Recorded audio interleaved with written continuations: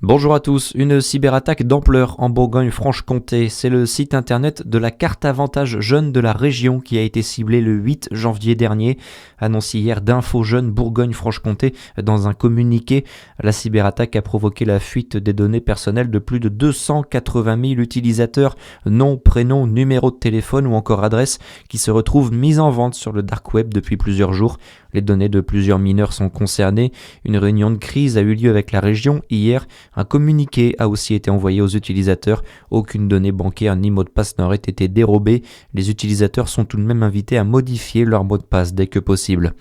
Débrayage des surveillants de prison. Hier, une trentaine d'agents ont répondu à l'appel du syndicat Force Ouvrière Justice, se rendant devant la maison d'arrêt de Dijon hier matin pour un débrayage d'une demi-heure. Le manque de moyens, l'insécurité et la lenteur administrative sont les trois grandes revendications.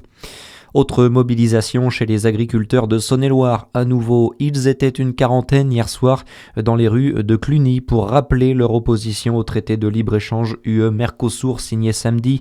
Une importante mobilisation a d'ailleurs lieu aujourd'hui devant le Parlement européen à Strasbourg. Des agriculteurs de Côte-d'Or et Saône-et-Loire doivent rejoindre la capitale alsacienne. Il est attendu pour l'été 2026. Le nouveau centre de santé de Dole se dévoile petit à petit dans le Jura.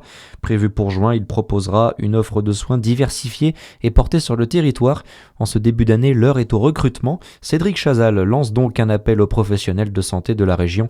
Écoutez-le au micro de Charlie Chevasson. On est en campagne de recrutement qui devrait nous permettre de lancer très officiellement le recrutement à destination de médecins et de chirurgiens dentistes notamment.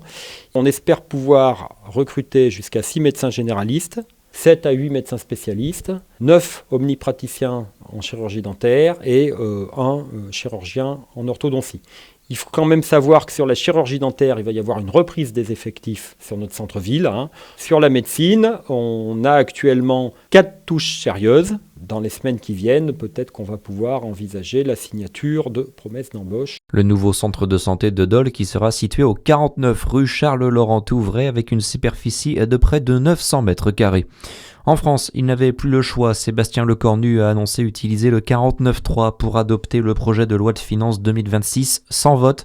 Le Premier ministre qui a reconnu un semi-échec alors qu'il avait promis de ne pas recourir à ce dispositif pour le budget. Et conséquence immédiate, la France Insoumise et le Rassemblement National vont chacun déposer une motion de censure. Et puis on termine avec le handball et les Bleus remportent le choc.